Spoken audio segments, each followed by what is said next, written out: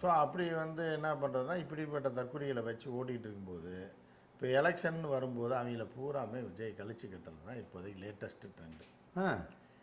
லேட்டஸ்ட்டாக என்ன பண்ணியிருக்காப்புல புஷி, அதாவது உலகத்தின் டாப் 10 பணக்காரனில் ஒரு ஆளாக மாறிட்டு இருக்கா, மாறணுன்றதான் அவரோட நோக்கம் போல்.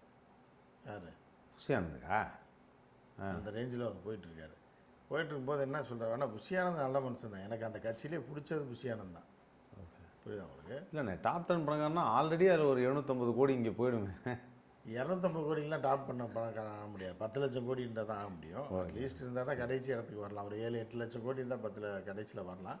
லட்சியம் இருக்குல்ல, இப்போ நம்ம ஜிக்கு அந்த லட்சியத்தில் தானே ஆயிட்டாரில் டாப் 10ல் வரும். அந்த மாதிரி என்றைக்காவது ஒரு நாள் அமாவாசை மாதிரி தானே, என்றைக்காவது ஒரு நாள் அந்த வீட்டுக்கு போயிடணுன்றது தான், அதை நோக்கி தான் போயிட்டுருக்காப்புல. இப்போ என்ன அப்படின்னா, என்ன கழுதை கூத்து பண்ணியிருக்காங்கன்னா, உனக்கெல்லாம் சீட்டு கொடுத்தா அவன்கிட்ட காசு இருக்கா, அவன்கிட்ட